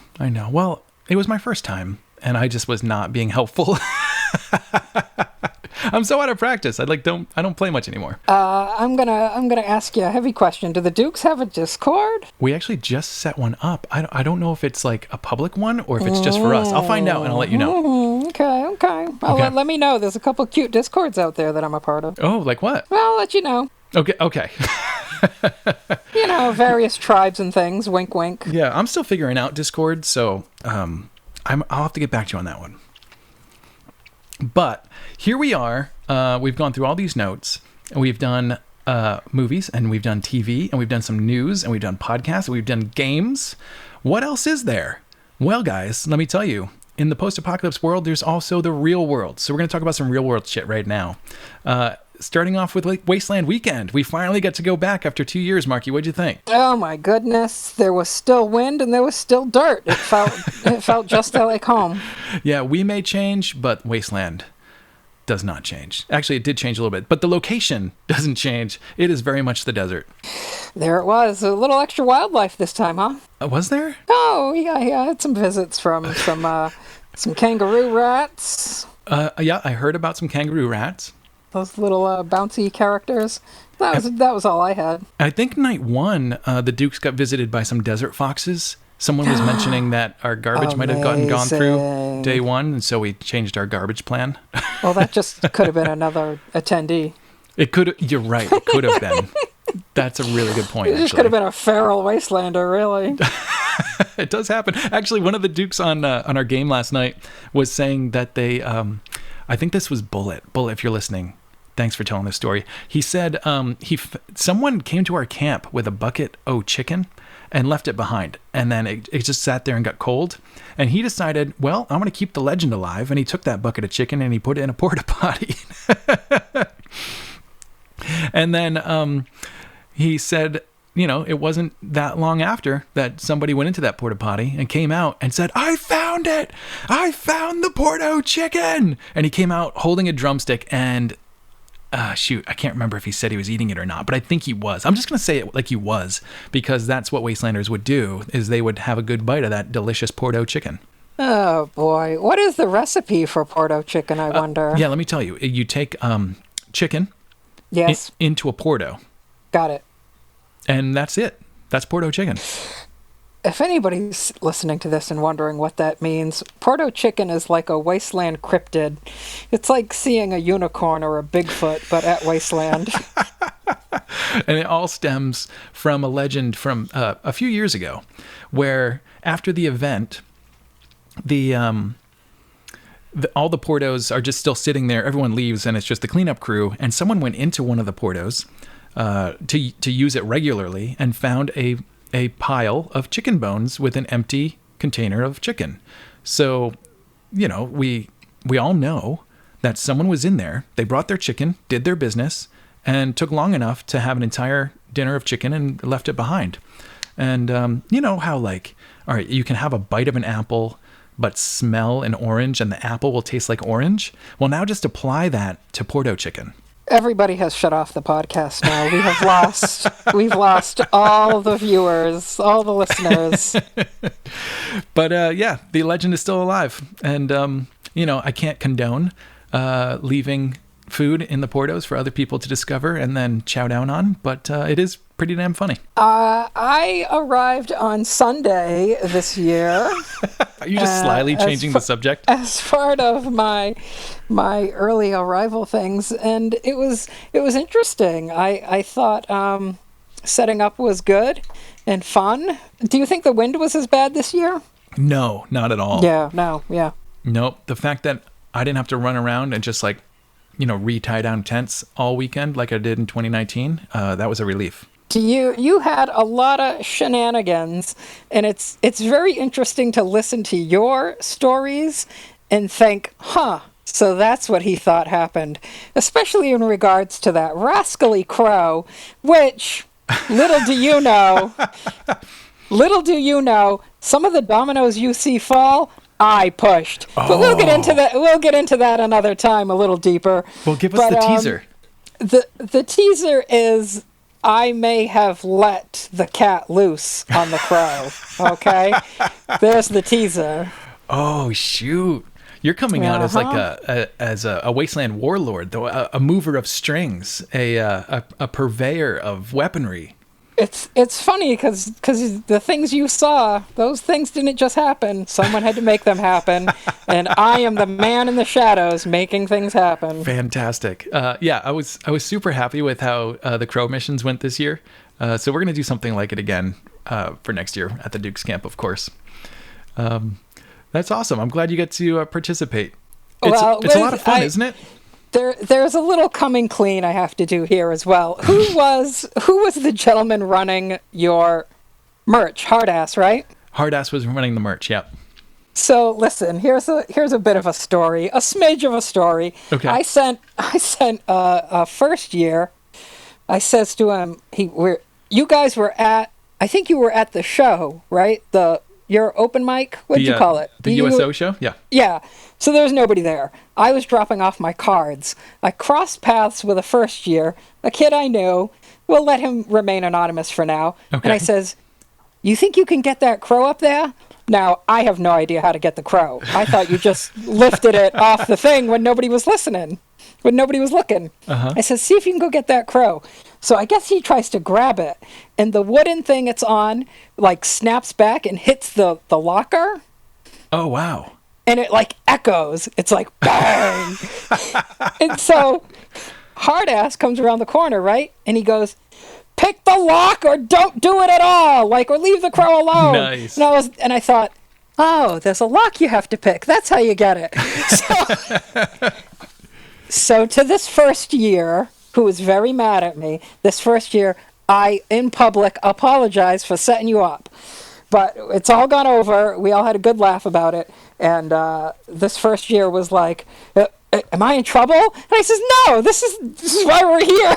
Yeah, it's all shenanigans. Yeah, it's all shenanigans. He said, he's like, who is over there? I'm going to go apologize to the Dukes. And I was like, first of all, nobody's ever apologized to anybody for anything out here, so let's not get into that. And I said to him, I sat him down, I looked him right in the eye, and I said, the Dukes are one of the oldest tribes. We have to give them the most shit. That's fair, actually. So there it was. And so needless to say, but my pursuit of the crow didn't stop there. But that might be for another legend episode. Okay, I like that. I'll have you on for a Wasteland Stories.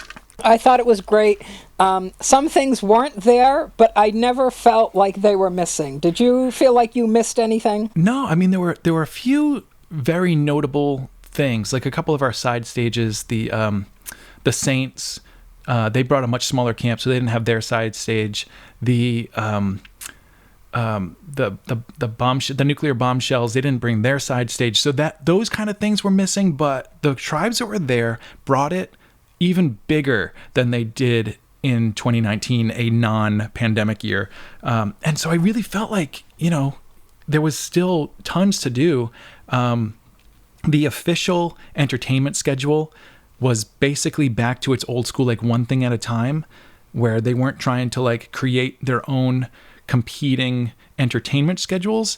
But there was still so much to see. The main stage was full every night with bands and DJs. It was a little bit condensed, but yeah, just like you said, there was nothing missing. It was still a ton of fun.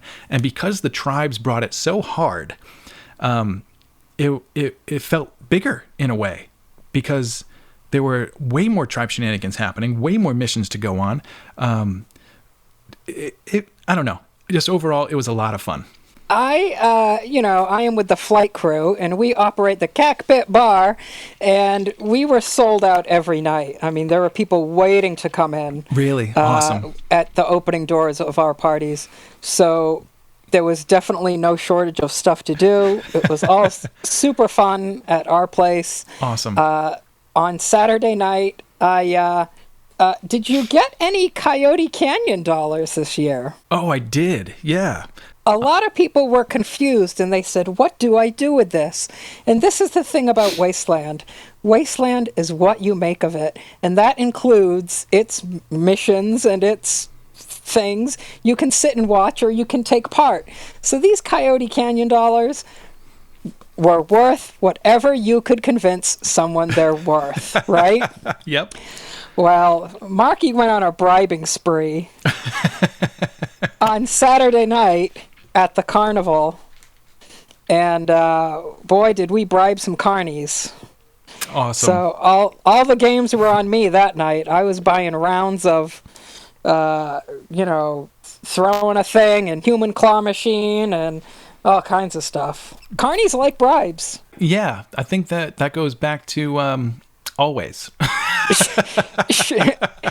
Shout out to the Caution Tape Carnival for being easily bribed by Marky and his shenanigans on Saturday night. Yeah, they also brought it bigger than ever, too. And I got to go play this year. It was really fun. They put on a really good show, and they had a lot of different games to play. They sure did. I will say, though, they were a little shady. For some reason, they had a board out front that had all this old stuff on it. And somebody had my 2018 Bounty Hunt poster. And I was getting bounty hunted from 2018. So that's not fair. That's hilarious. Nice. I love how, people just do random things, and you can participate or not. It's kind of like improv when you're out there. You just kind of yes and you can end up just kind of playing in all sorts of weird games. Very. And speaking of bounty hunting, did anybody bounty hunt you? Have you ever done it, or are you too busy? I did it. Yeah, I've told this story on the show before. I bounty hunted one time where I actually got my picture taken. They put it up on the wall. I got someone else's bounty. This was 2017, 18, 19, somewhere in there. And the Rust Devils are right across the street from the Dukes and the Nukes. So I got my poster up. I got my bounty in my pocket. I walked back to the Dukes, and I was just chatting at our armory with somebody.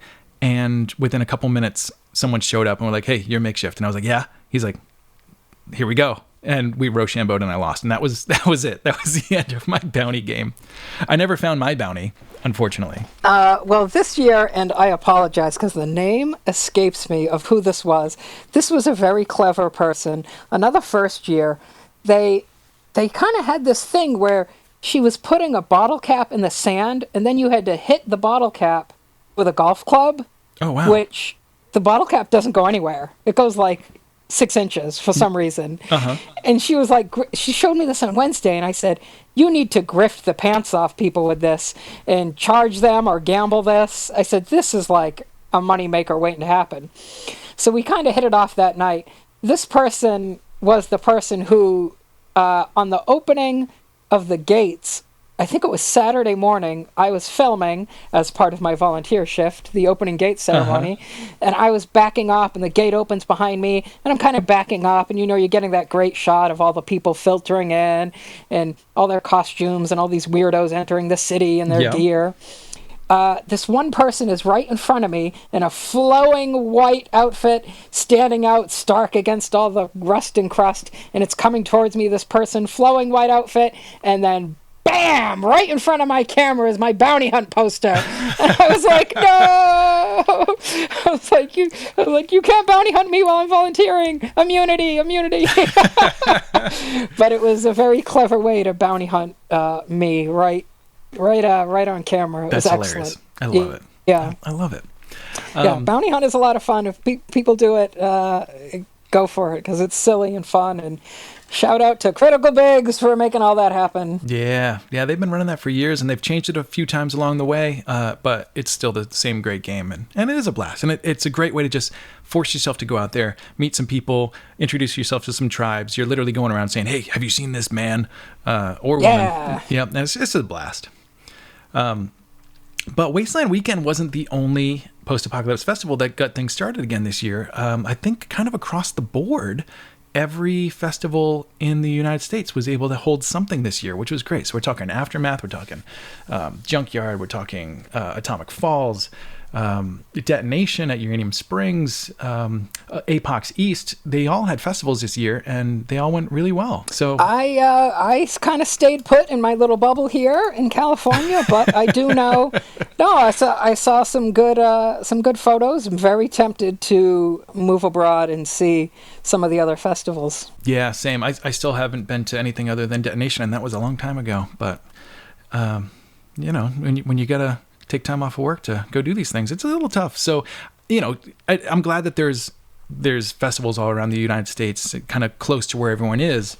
So even if you can't make it to Wasteland, which is of course the biggest out of all of them and the granddaddy of them all, there's still something out there for you. Yeah, once upon a time I had a very busy schedule too. I do a lot of stuff when you do a con or another, a Comic-Con or another music festival or this or that. Schedule builds up pretty quick. But I do enjoy seeing the pictures and seeing people say, oh, they bring things. They say, oh, I got this at Detonation and here it is at Wasteland. It's cool to hear. Yeah. And it's world building. Exactly. And they're all, because they're all based off of Wasteland Weekend, or at least inspired by it, they all kind of follow the same rules of immersion. So everyone has to wear a costume. A lot of the same costume rules apply. So, it's very Mad Maxian. There might be a little bit of Fallout, but there's not a whole lot of like sci-fi-y stuff past that. And so it does feel like they're just extensions of the same world, which I think is really cool. Yeah, it's exciting. It's exciting to see how the network has grown. Totally. And this isn't 2021, it's actually 2022, but I'm still going to mention it anyway. Wasteland World is moving full speed ahead with Neotropolis, which is going to take place this spring. And this one's going to be a little bit more cyberpunk. It's still post-apocalypse. It just happens to be, a little bit more future-based. And, of course, those rules that I just mentioned are all out the window. So the only rule now is, it's sci-fi and you can't have a recognizable character. So no Darth Vader. I can't even come up with different characters right now. But the idea is it's supposed to be a little bit more like original characterizations. So you can inspire things on these big projects, but you should make your character your own, which is going to be really fun. And it's going to be like lasers and black lights and neon and all sorts of like just really cyberpunky things. Yeah, I think I will be bringing my unique skill set to this event potentially. Awesome. It's still a rolling stone, a work in progress in that department. We'll soon tune in for more. We'll find that out as planning happens. And I think the idea behind this one, instead of being an extra in Mad Max, you want to be a person who would be in the background of Blade Runner. You want to be someone who might be in the Star Wars Cantina, right? Yeah. You want to be one of those kind of background space outpost of sorts, right? Is that the unnamed characters. Yeah, yeah. The person who's got an action figure about, you never know their name until you see it on the shelf. Exactly. But yeah, it should be a lot of fun. I know a lot of tribes that do Wasteland are going back to it, and they may, like the Wasteland Communication Corps is going to be the Wayland Communication Corps to kind of like spin off of Alien. And they're going to do, the full cyberpunk thing based on the tribe that they do at Wasteland. Meanwhile, like the Dukes of the Nuke, we're not going to do the Dukes of the Nuke. We're going to come up with a new tribe name. We don't really have a tribe yet. We'll figure it out.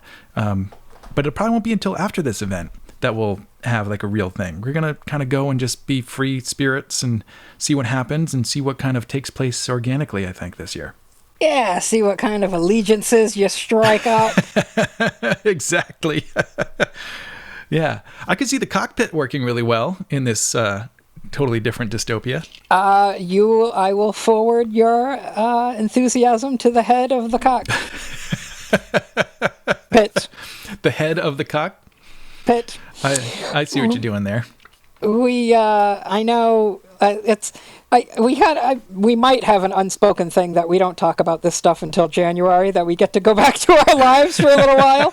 But, maybe in January we'll start getting that group serious. But I will probably be out there with our more local Los Angeles chapter of the flight crew. We kind of have some loose plans made. But, yeah. It'll be interesting. Awesome. Yeah, definitely looking forward to a new year. I mean, who knows? Listen, I say this about everything. I'll say this till I'm blue in the face. Just because it's the way you did it last year doesn't mean you have to do it the same next year, right? Oh, absolutely. So create new traditions, create new stuff, create a different way of doing something and find out maybe it works, maybe it's better, maybe it's not.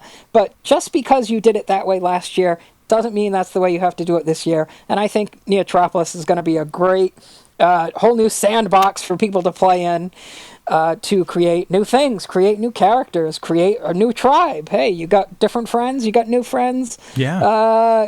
Maybe they're not Wastelanders.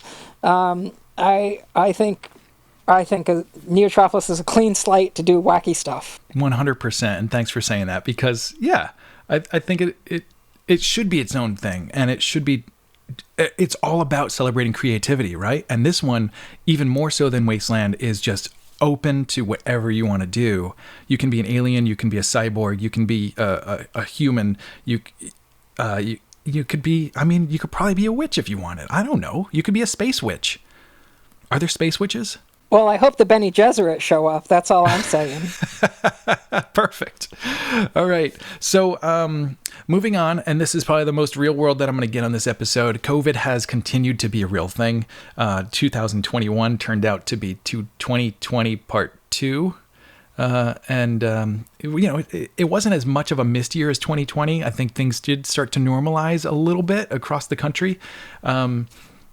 Here in Nashville, Tennessee, they normalized pretty darn quick. Like, they had Broadway was wide open in the middle of the pandemic, which was a little bit crazy to witness. But then versus like LA, where you guys had been in like full lockdown for almost 2 years. Is it back to normal there yet, Marky, or what's going on? I will say we had a very strict, very long lockdown that did mess with my brain a little bit. Yeah, so I can imagine. Marky is trying to reboot his brain here over the holidays and get back to work, get back to normal schedules, get back to normal paychecks, and just reboot my brain. Los Angeles is kind of its own thing. I can't speak to Greater California because some counties, the pandemic, they were like, what pandemic? Right. But Los Angeles has been hit pretty hard. The restaurant industry, live events, etc. It's a swinging pendulum based on how it goes.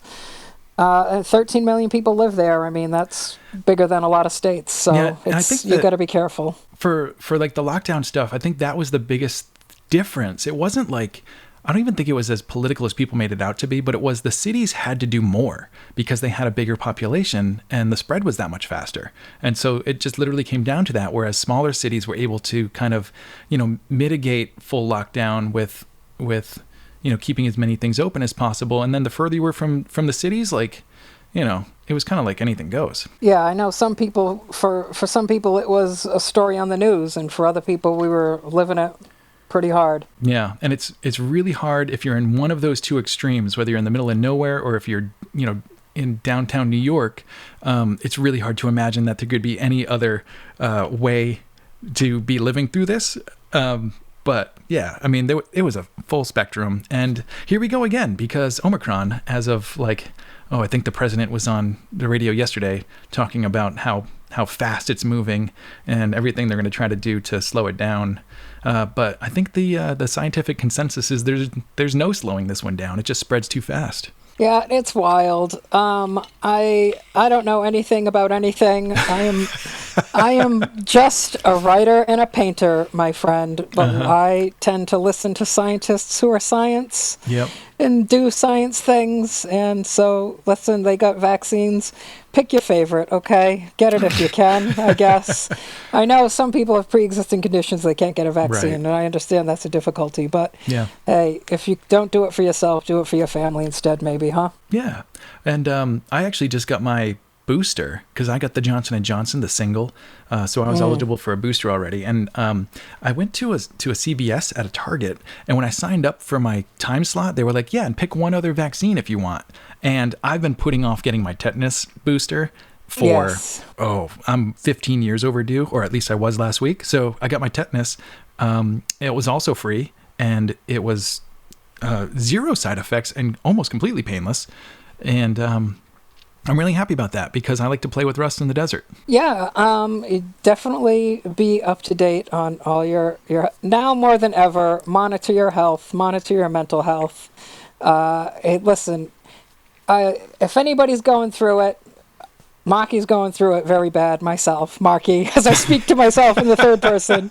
Yeah, you've slowly gone insane. And I think you may be having a little bit of, what would it be, like body, not dysmorphia, because that would be seeing it different, but like you're living outside your body.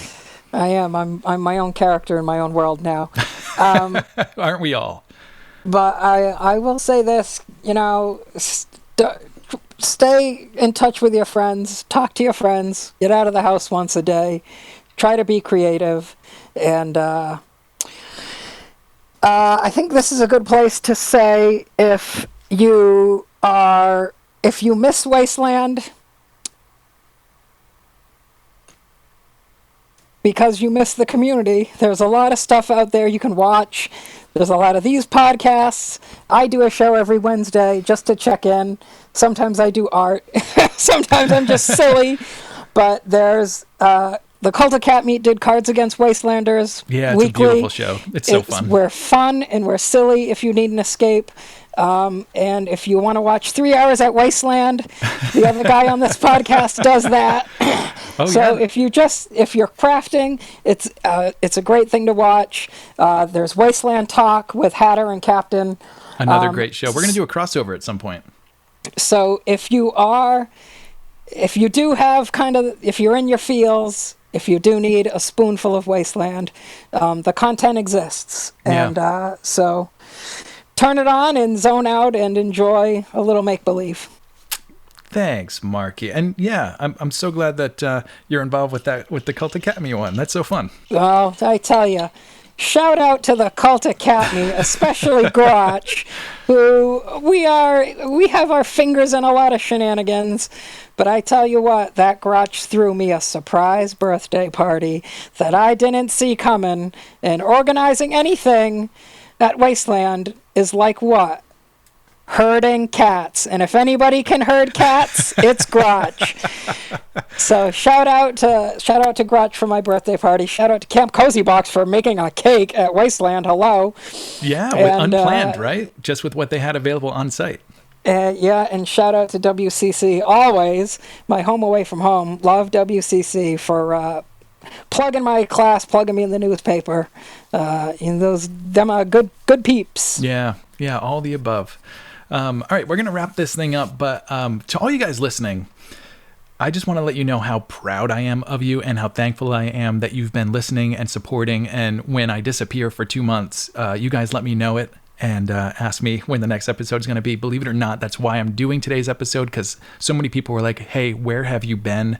It's been a busy season, but just knowing that you guys are missing the show is all the inspiration I need. But yeah, you guys have continued to live through the second year of a global pandemic and all the chaos it created. You've overcome shortages on toilet paper, hospital beds, and the latest, cream cheese in New York. They ran out of cream cheese. Did you hear that? They did. I heard they'd give you $20 to not buy a cream cheese. And everyone did what they had to do, whether it was what's the other cheese? Oh, darn it. What is it? Utuf?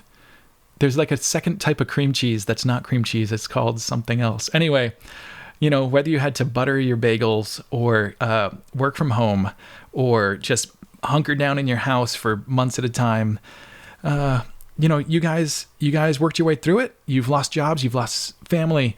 Some of us have lost sanity. Not calling you out, Marky, but it sounds like it's fleeting day to day. But and we've all tried to just grab onto that last bit of hope that at some point this thing will end. Some of you have had to fight for your lives, for your freedom, and for any semblance of normalcy you can find in the world. But if you're listening to me right now, you've survived it all, and that's what matters. You're here, you're alive, and you're making it happen. You've done what you need to do to see another sunrise, to walk another mile, and to celebrate one more day of being alive. And for that, my friends, my survivors out there. I am proud of you all, and I'm so glad to call you my family. And boy, I just let it out, didn't I? I couldn't have said it better. Yeah. Well, anyway, I really do appreciate all the support, and you're part of that, Marky. You're part of the community of people that keep me moving on this thing, and I'm always thrilled to see your show. I'm thrilled to see Hatter put on their show. I'm thrilled to see Cult of Cat Meat put on their show. It just keeps going, and this community is an absolute beautiful thing. And for all you guys out there, just stay tuned because there's more stuff coming up in this channel. Sporadic as always, but I've got some cool stuff, and I cannot wait to show you Legends of Wasteland City, which will be coming up in January. And what else? Maybe that's it. Mike needed some time off because he was making maps. Plug, now available at Squarespace. What's that? Squared? Wait. I don't know what it is. Square.com/store/the Apocalypse Post, I think. It's linked. It's linked below. And I talked about it in the intro. Apocalypse Post Google pops up, yeah. Yeah. I have my map. It is enormous and big and beautiful. And I got to put it up someplace fancy so it'll be my backdrop at some point for my show. By the way, I absolutely loved your Instagram live where you talked about the map. That was so fun to watch. Oh, I did like an unboxing. Yeah, it was so cool. Yeah, that was Wasteland Wednesday. Thank goodness people keep making stuff so I can keep having ideas for shows. Perfect. That's all you need, right? But yeah, the maps came in. They are huge. They're actually bigger than I thought, even though I said how big they were going to be. 27 by 39, which is pretty darn big.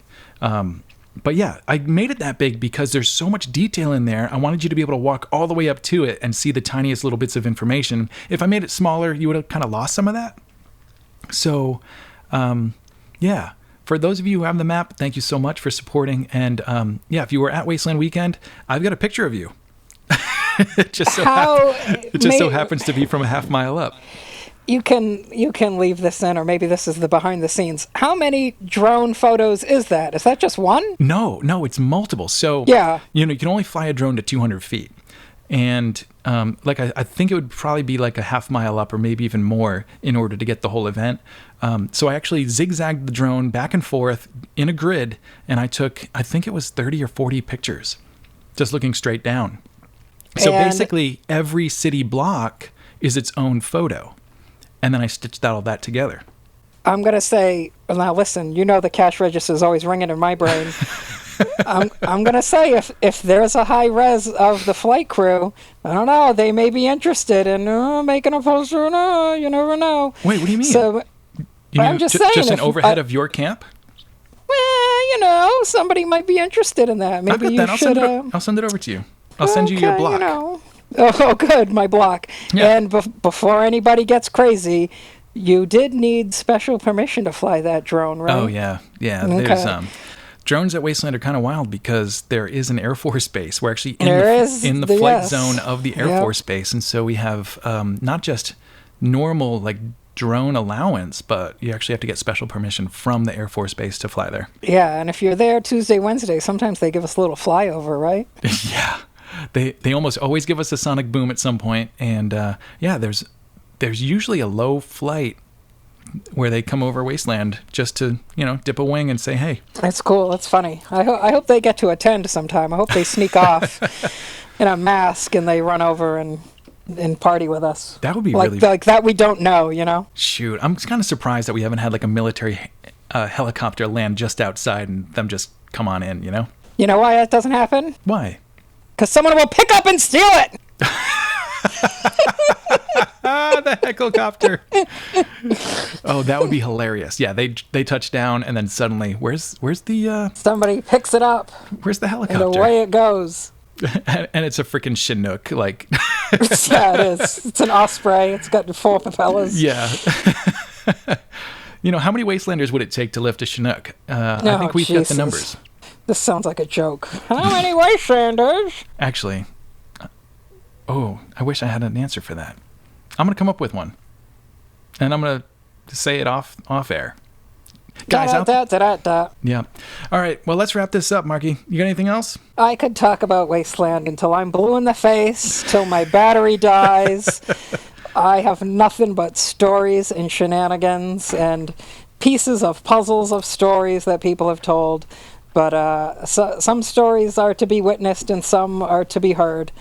So I look forward to my future participation in this show. Awesome. And love to have you back. If you need more Marky, I'm the Cosmetic Mechanic on Instagram, and there you can see all 60-plus episodes of Wasteland Wednesday. 60-plus. I think you've got me way outnumbered here.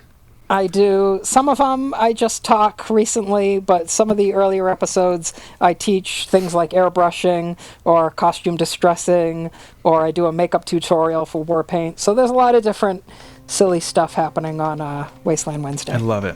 All right, guys. Yeah, definitely check out some of Marky's work. Buy some stuff from his store. Check out Marky Makeup and the Cosmetic Mechanic, who are one and the same. Just Yay. One slightly more dystopian than the other. And I guess that's about it. So hope you guys had a wonderful 2021. It's good to get back to some new norm.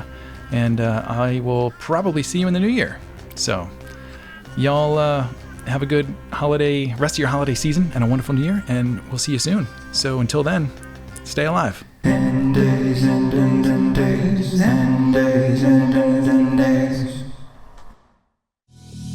Hey survivors, if you want to help support The Apocalypse Post and get some rad merch in exchange, head over to theapocalypsepost.square.site, where you can pick up some patches, postcards, or our newest edition, a set of guitar picks. Or get yourself a limited edition Apocabob pin. This little man is showing the world that all it takes to survive the end times is a gas mask and a dream of, well, just staying alive.